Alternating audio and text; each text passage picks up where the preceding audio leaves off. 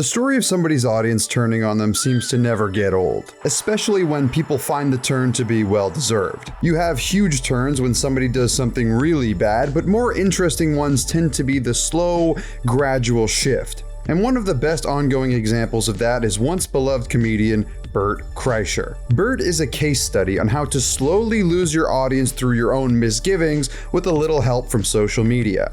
Constant lying, insincerity, and just generally being stale and annoying have left people sour about Bert. But his worst trait seems to be his inflated ego. Bert went from the drunk idiot who's still a lovable persona, even if he's a bit stupid, to the LA comedian who is better than you, contributes more to society than you, and is a full-blown alcoholic. Although maybe this might have been deep-rooted and we all saw it coming. This is Bert Kreischer. Born in St. Petersburg, Florida, near Tampa, he first came to the public eye when attending Florida State University in his 6th year. Yes, 6th year. Which was, at the time, considered the #1 party school in America, according to the Princeton Review. Rolling Stone picked up on this, and after discovering Bert, named him the #1 partier in the #1 party school in America, which is basically the valedictorian for frat guys. And this is where his name would skyrocket. See, Bert was already doing a bit of stand-up comedy here and there, but he would parlay this notoriety into big venues for stand-up comedy, acting, and even filmmaking, usually supplemented with his heavy drinking and lack of a shirt. After making connections through comedy and name value, Bert was doing stand-up at big venues. While not witty or capable of really writing a punchline, he was a good storyteller. Thus, he became very well known for his drunken, goofy antics. He even got signed to Will Smith's management company, all while still being the drunken frat bro who somehow had a story for everything, which just so happens to be better and cooler than your story. We call this a one-upper. He's the quintessential Mr. Me Too. You could tell him you had a dog growing up, and he'd tell you he had 2 dogs that were both sled dogs who found lost children on their spare time. It doesn't matter if the story's true as long as it's better than the other person's. Despite this, Bert was pretty innocent at the time. Sure, he would embellish stories, but that's pretty standard practice for a comedian. I'd go as far as to say he was pretty loved given his public TV appearances.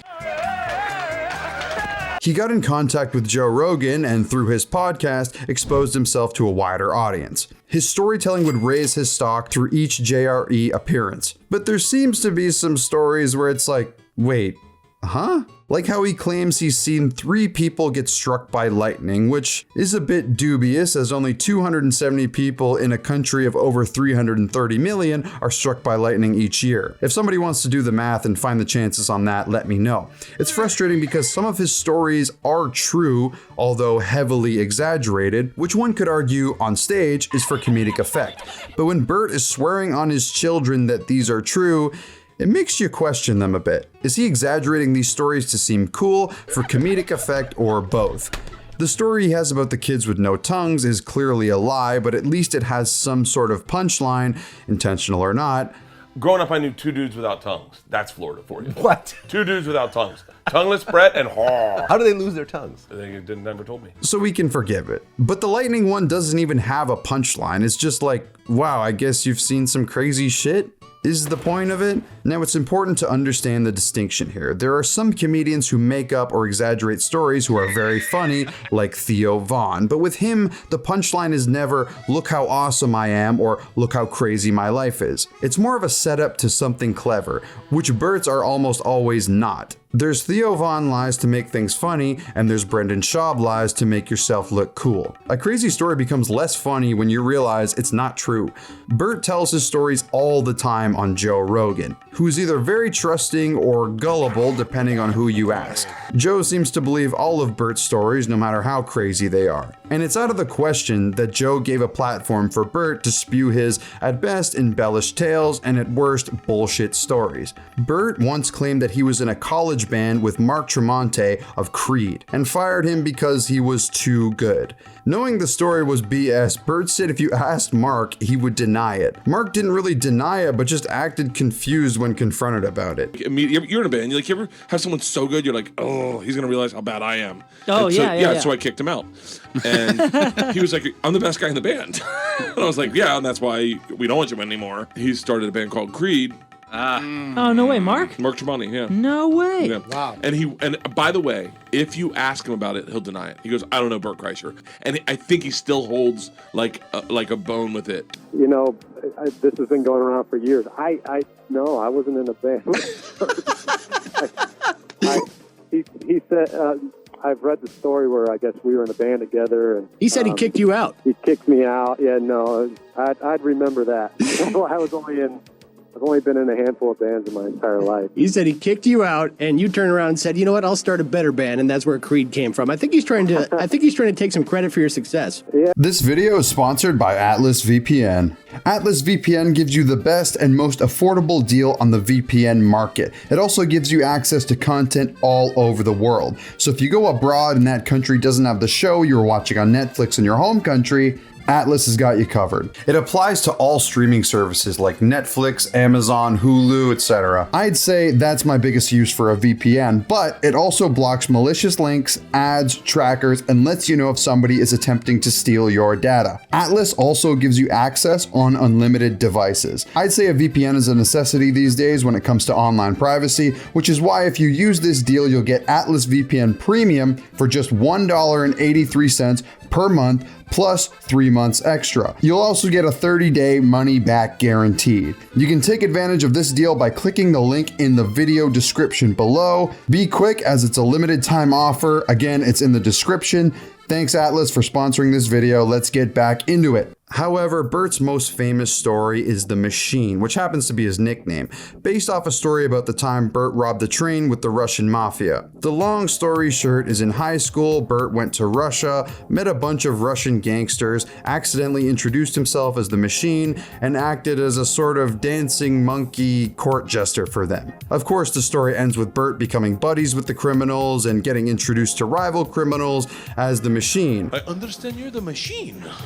As you know, Russian gangsters are famous for their hospitality and sense of humor. The weird part about this story is some aspects of it seem to be true, but with Bert's embellishing in the past, it's impossible to tell which parts are real and which parts are figments of his imagination. Some of it is backed up, some of it not. Either way, this story became mega famous, leading to Bert naming his next special after the story, and they're even making a fucking movie about it. So Bert's star is certainly shining bright at this moment, and he knew it. Bert started becoming a Hollywood elite, at least in his eyes, while still having to live up to his frat boy drunken persona. But at this point, he's 50 years old. At what point does it go from stupid, funny, drunk guy to alcoholic? Bert doesn't seem to think it's at that point though. Despite showing clear signs of alcohol dependency or, being an alcoholic, Bert is in complete denial about his problem. Do you think that you're an alcoholic? No.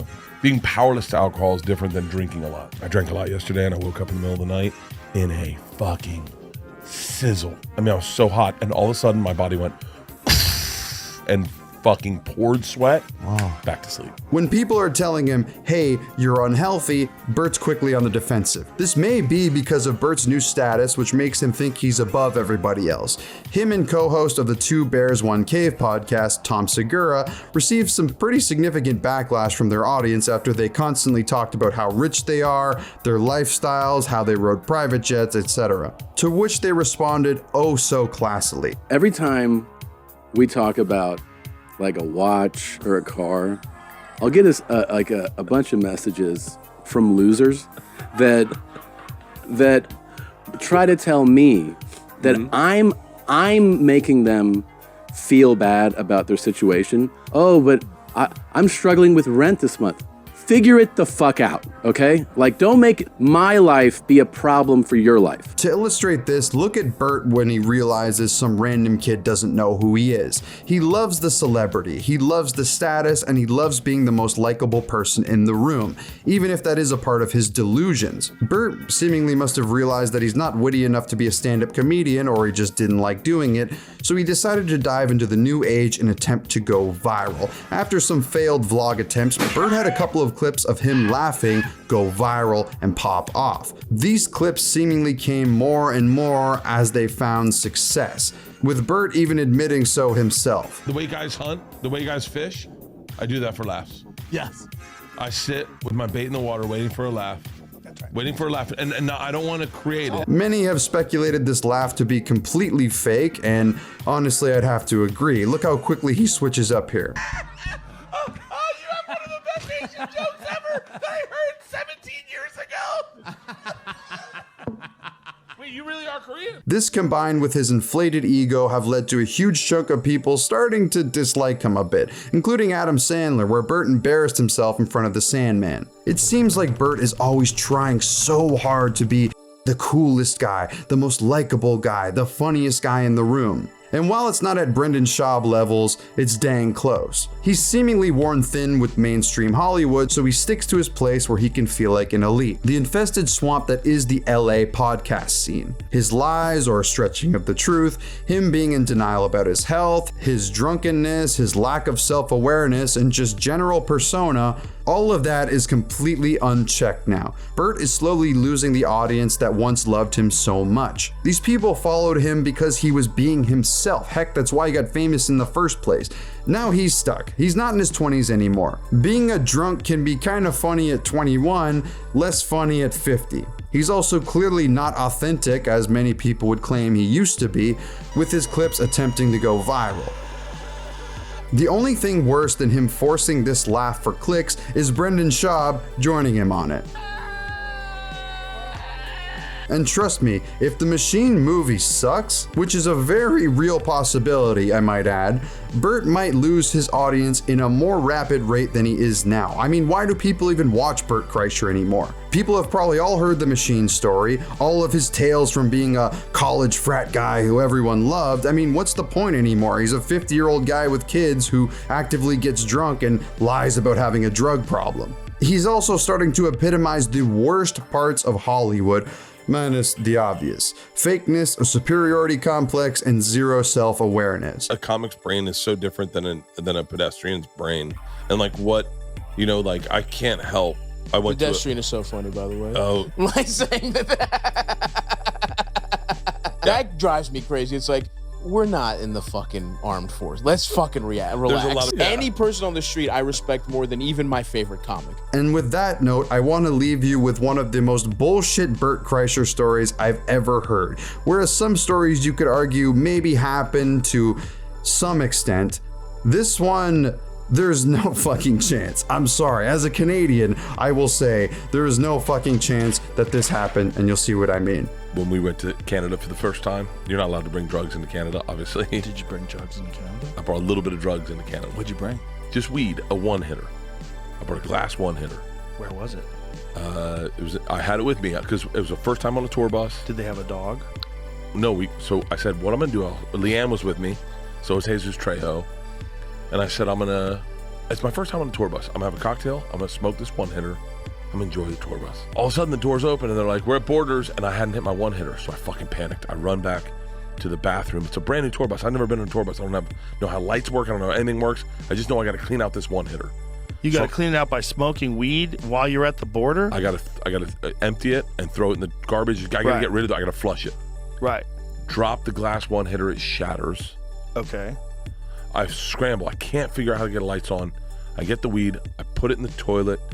I fucking literally doors are opening, and they're like, "Hey, Border Patrol, we're here to search the bus." I was like, "Oh yeah, sure." The one thing Leanne said was, "Do not bring drugs into fucking Canada." So we go into the holding thing, and we're there for like an hour and a half at 2 in the fucking morning.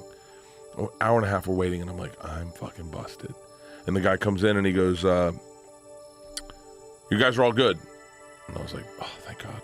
So as we're walking to the bus, I'm still a little buzzed and I'm feeling loose. And I go, hey man, just out of curiosity, like what would have happened if we had brought drugs into Canada? And he goes, you mean hypothetically, like say someone had a glass one-hitter in their bathroom, shattered it, tried to throw it in the toilet and didn't flush it?